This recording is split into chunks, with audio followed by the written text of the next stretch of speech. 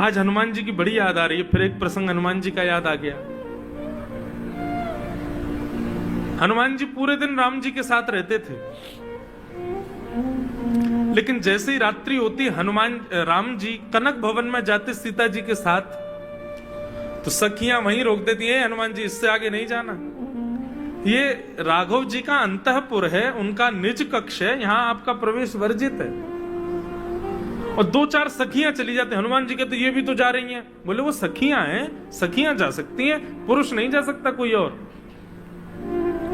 हनुमान जी पूरी रात कनक भवन के दरवाजे पर बैठे रहते और सूर्य नारायण भगवान के स्मरण करते। गुरुदेव हैं सूर्य नारायण, हे सूर्य नारायण गुरुदेव, जल्दी से प्रकट हो जाओ, जल्दी से सुबह कर दो, जल्दी से भोर कर दो। आप जैसे प्रकट हो जाओगे प्रकाश हो जाएगा, राम जी बाहर आ जाएंगे, मेरे नेत्रों को सुख मिल जाएगा।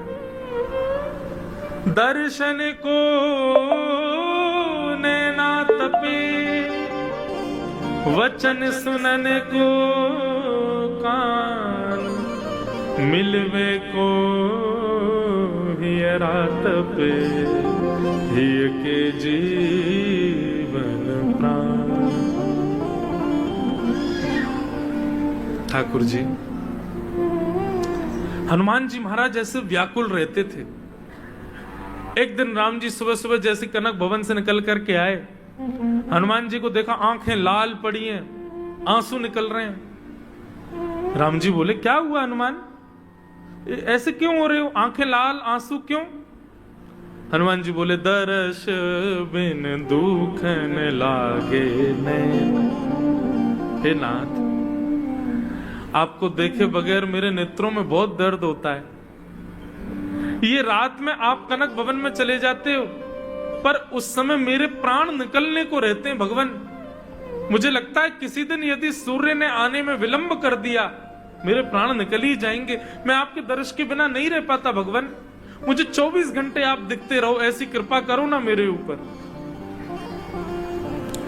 राम जी बोले भैया आप कनक भवन में तुमको नहीं ले जा सकते हम, वो तो हमारा निज कक्ष है, वहां तो सीता जी आज्ञा करेंगी तो ही जाना संभव है, और उसमें तो हम ही पुरुष जाते हैं, बाकी सब तो सखियां रहती हैं।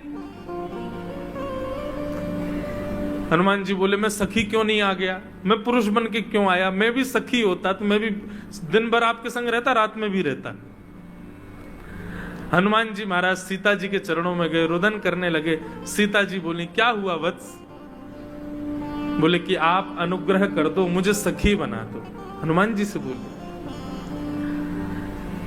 सीता जी बोली मतलब सखी बना दो मतलब? बोले आप हमको सखी भेष प्रदान कर दो, ताकि रात्रि में कनक भवन में हम भी आ सकें और रात भर हम भी राम जी को देख सकें। आहा, सीता जी ने अनुग्रह किया, सरजू जी ने कृपा की। बहुत थोड़ी लंबी कथा है। फिर हनुमान जी ने बड़ी तपस्या की सरजू जी के तट पर। एक दिन विरह वेदना इतनी हुई कि हनुमान जी के अश्रुबिंद जैसे ही सरजू जी में गए, सरजू जी के जल में से ज्वाला प्रकट होने लगी। इतनी विरह वेदना हनुमान जी को, सरजू मैया प्रकट हो गई। बोले कि इतनी विरह वेदना क्यों हो रही है? हनुमान जी बोले राम जी का दर्शन रात में नहीं हो पाता, इससे विरह आतुर हूं मैं। तब सरजू जी ने कृपा करके हनुमान जी को सखी भेज दिया और श्री हनुमान जी चंपक लता नाम की सखी बन गए।